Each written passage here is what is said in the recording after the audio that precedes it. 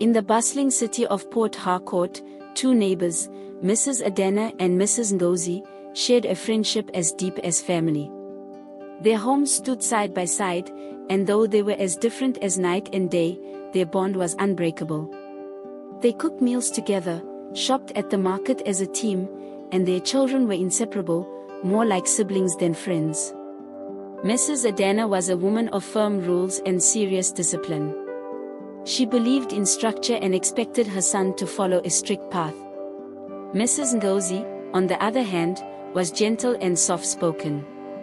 She allowed her daughter more freedom and preferred a calm, encouraging approach. Both women were dedicated traders, spending their days at the market, working tirelessly to provide for their families. Their children, 12-year-old Chike and Amara, had grown up in each other's shadows. Their days were filled with playing games in the compound, doing homework side by side, sharing snacks, and laughing until their bellies ached. Wherever you saw one, the other was never far behind. One evening at dinner, Chike looked up at his mother with hopeful eyes. "Mama, I want a phone. Everyone in my class has one." Mrs. Adanna's eyebrows shot up. "A phone? For what? Just games?" "Not just games, Mama," Chike pleaded. "I can use it for school, too. Please." Mrs. Adanna considered his request. "If you earn it," she said finally. "You must come first in your class this term. If you do, I will get you one." Chike was overjoyed. He threw himself into his studies with a new passion. Even Amara noticed the change. "You really want that phone, don't you?" she teased. "Yes," he replied, his eyes shining with determination. "I'm going to make Mama proud." When the term ended, Chike ran home, a wide smile stretching across his face.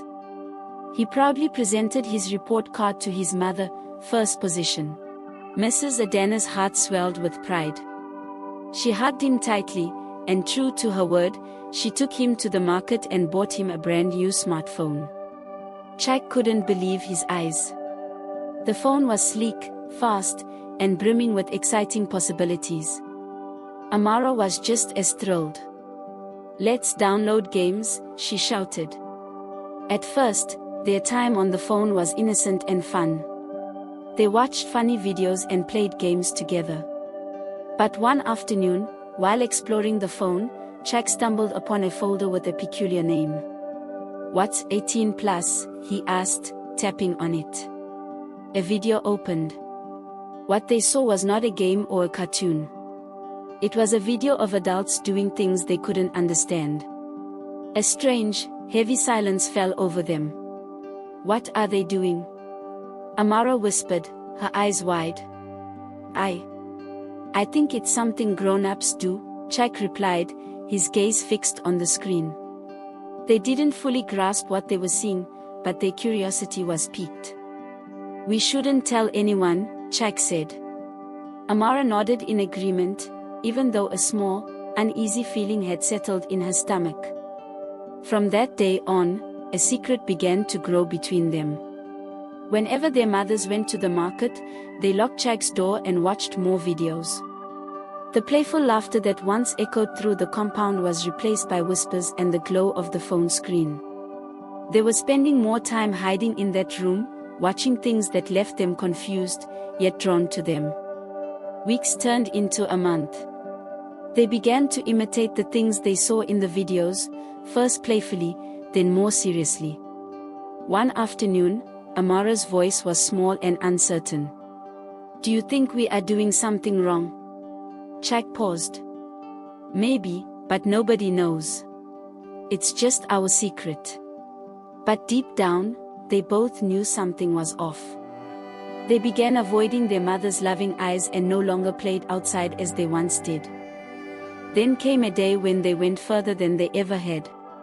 Amara ended up crying and ran home, refusing to speak to Chike for days. He felt a terrible knot of guilt in his stomach, replaying the moment over and over. At school, he walked up to her and said, "Amara, I am so sorry. I never meant to hurt you." She nodded slowly. It's okay. Let's just forget it ever happened. They tried to go back to the way things were, but the innocence was gone. A few weeks later, Amara came to Chike with a surprising request. Let's try again. I want to. Chike was stunned. No, Amara. Last time, it didn't go well. This time will be different. Please, she insisted. Reluctantly, he agreed. Their mothers had a community meeting that day and would be gone for a few hours. They locked the door and, with nervous whispers, prepared to do what they had planned. Just as they were about to begin, a sound startled them. Knock, knock, knock. Chike. Why is this door locked? It was Mrs. Adanna's voice. Panic set in. They scrambled to straighten their clothes, but it was too late. Chike opened the door. His mother and Mrs. Ngozi stepped into the room, their eyes scanning the messy space. They could feel that something was deeply wrong. Mrs. Ngozi looked at them both, her voice firm but not angry. What is going on here? Silence hung heavy in the air, until Chike finally broke down in tears. He confessed everything, the phone, the hidden videos, their secret imitation, and the burden of guilt they had carried for weeks. The mothers were heartbroken. Mrs. Adanna sank onto the bed, her face pale with shock. How did I not see this? She whispered. Mrs. Ngozi placed a comforting hand on her shoulder.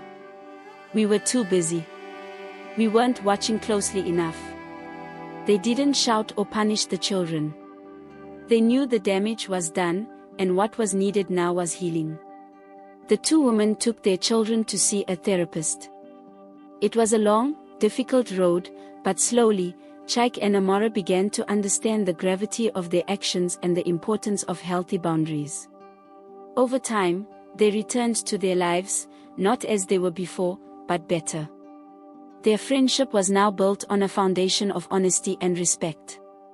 Mrs. Adanna also changed, making a conscious effort to talk to her son more, asking about his feelings and not just his grades.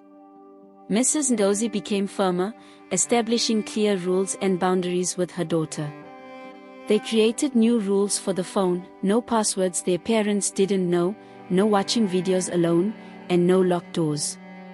Most importantly, they made a safe space for their children to talk openly about anything. Slowly, the compound came back to life. Children's laughter once again filled the air, and Chike and Amara found their smiles again. Moral of the story: giving a child a smartphone isn't just giving them a gadget, it's opening a door to a whole world, both good and bad. As parents, don't just buy the phone. Teach your children how to use it responsibly. Stay close, ask questions, and be involved. A small click can change everything.